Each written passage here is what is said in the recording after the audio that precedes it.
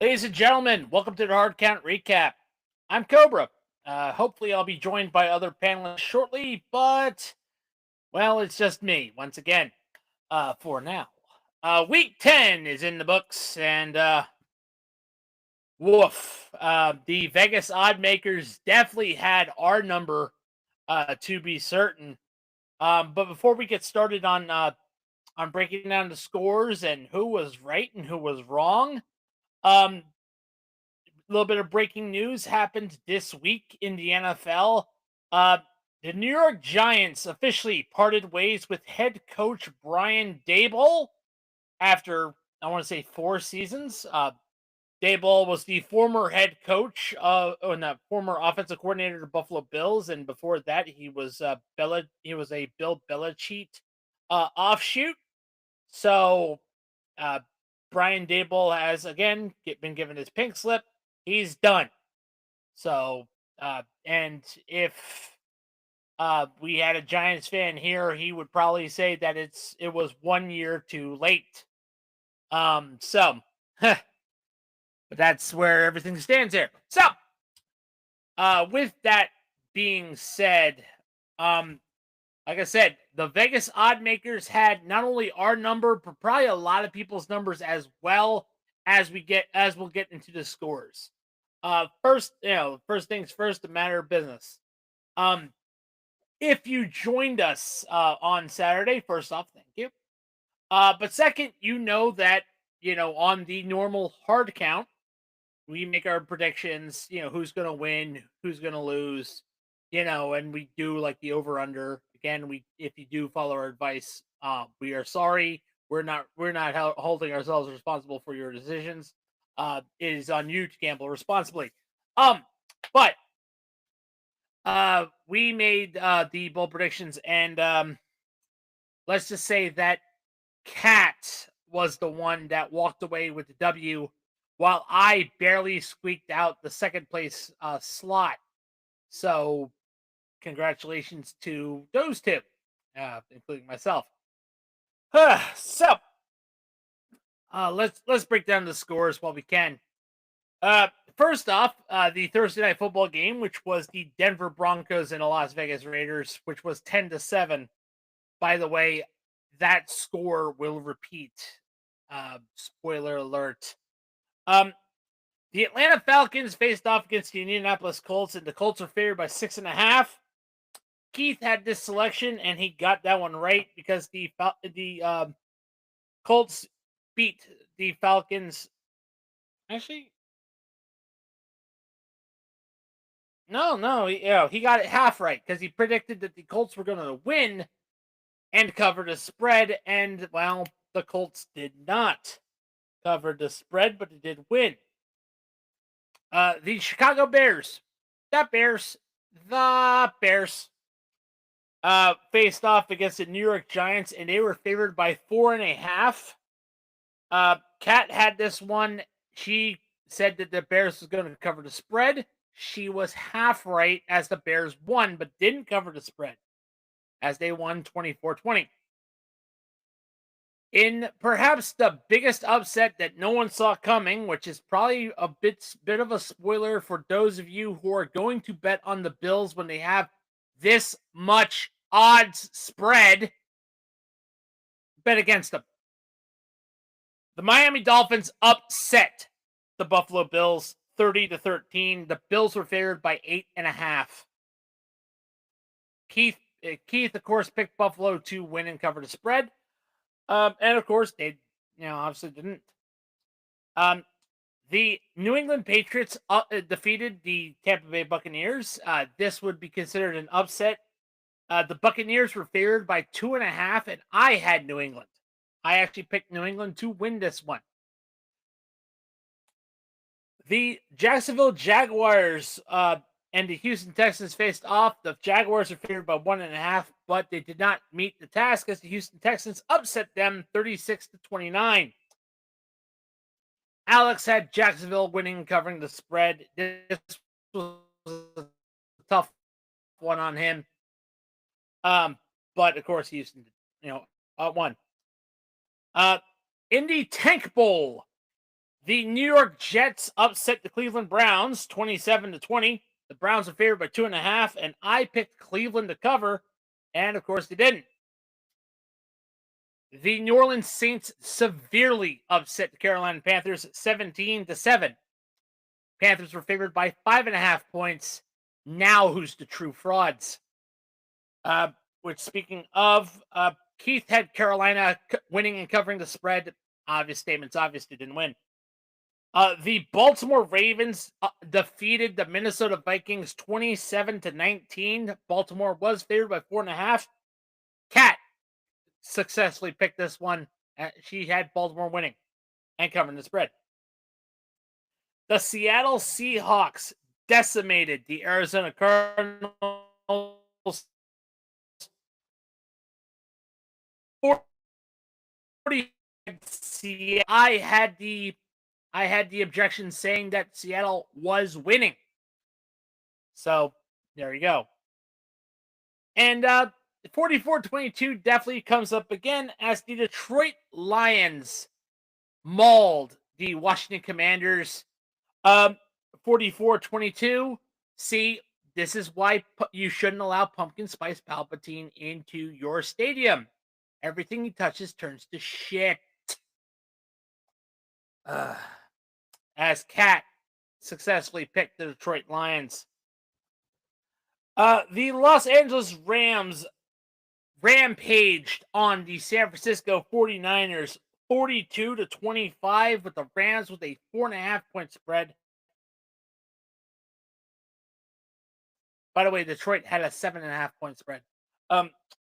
Alex also had picked San Francisco and got beat. And of course, the Pittsburgh Steelers could not meet the task of our friend the Yinzer, as they got electrocuted by the Los Angeles Chargers 25-10. Chargers were favored by 2.5. And of course, Alex got this objection point. So, and of course, as if the Thursday night football game wasn't a prediction of how things were going to end, Monday Night Football also ended with 10-7 as the Philadelphia Eagles squeaked through the frozen tundra of Lambeau Field 10-7 over the Green Bay Packers. This was a week, guys. This was a week, sports fans. If you saw some of these easy predictions as easy, you were suckered in like a Tootsie Pop. Like, how many licks could you get to the center? The world will never know. So let's go to the leaders, shall we? In passing, our top leader in passing yards is a big surprise for anyone who saw him last year, and that is Indiana Jones himself, Daniel Jones, with 2,659 yards. Second place, Justin Herbert, with 2,610 yards. Then, in third place, hey, Drake, heard you like I'm young. Drake May with 2,555 yards. In fourth place, Matthew Stafford with 2,427 yards. In fifth place, it's Patrick Kermit Frank Mahomes. Here I am to suck off Roger Goodell once again with 2,349 yards. Yes, I hate Kermit the Frog, a.k.a. Patrick Mahomes, a.k.a. Roger Goodell's new fuckboy over Tom Brady, a.k.a. the ref buyer. In sixth place, we have Dak Prescott with 2,319 yards. Seventh place, we have Sam Darnold with 2,262 yards. In eighth place, we have Jordan Love with 2,247 yards. In ninth, it's not easy beating Goff. Jared Goff, that is, with 2,235 yards. And in 10th place is Baker Mayfield with 2,192 yards. In rushing, no change here. Jonathan Taylor 1,139 yards, leading the way. In second, also no change, James Cook, 920 yards. In third place, Rico Dowdle with 788 yards. In fourth place, Devon A. Chan with 780 yards. In fifth, J.K. Dobbins with 772 yards. In sixth, Javonte Williams with 716. In seventh, King Derrick Henry with 704 yards. In eighth, Jahmyr Gibbs with 693 yards. In ninth, we have Bijan Robinson, 679 yards. And Reese Hall. And in receiving, no change once again. Jackson Smith-Jigba with 1,041 yards, the first receiver to cross 1,000 yards. Also, no change. It's the number 2 and number 3 with Jamar Chase with 831, number 2. Number 3, Puka Nacua with 775 yards. In fourth, I believe was no change. No change. George Pickens from third to fourth with 764 yards. In fifth, the Sun God, Amon-Ra St. Brown, 693 yards. In sixth is famous starter dater Christian McCaffrey with 692 yards. In seventh place is, hey, Drake, heard you like him young. Da-na-na-na. Yep, Drake London with 691 yards. In eighth place, Justin Jefferson with 686.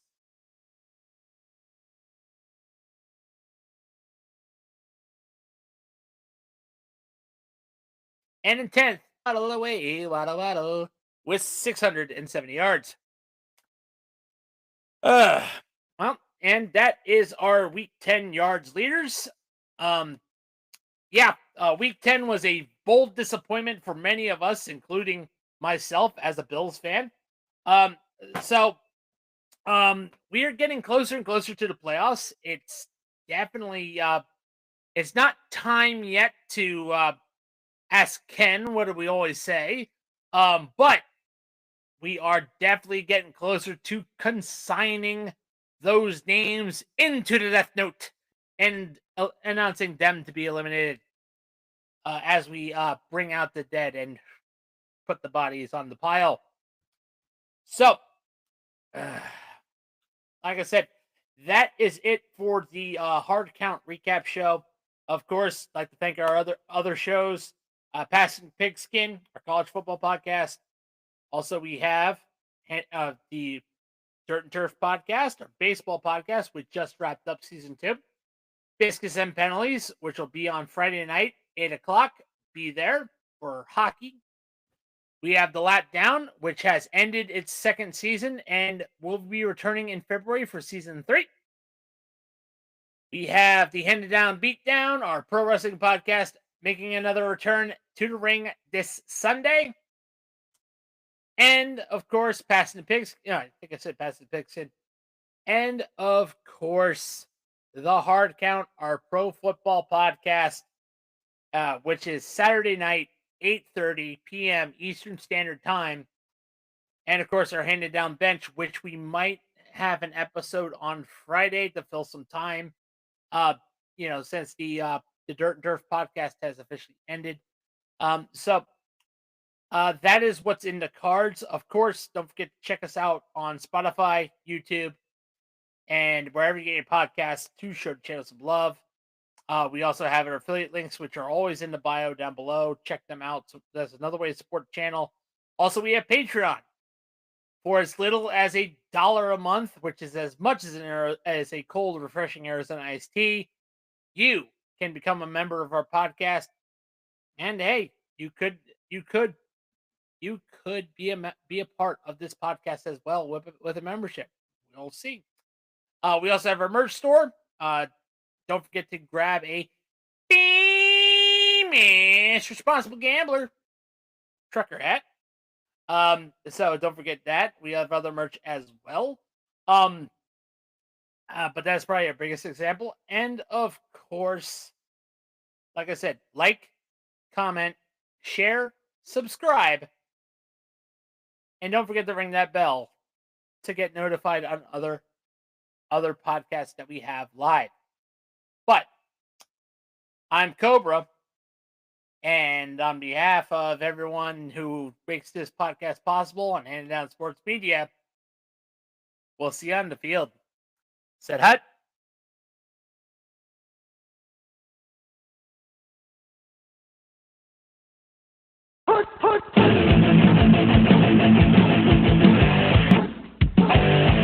See you later.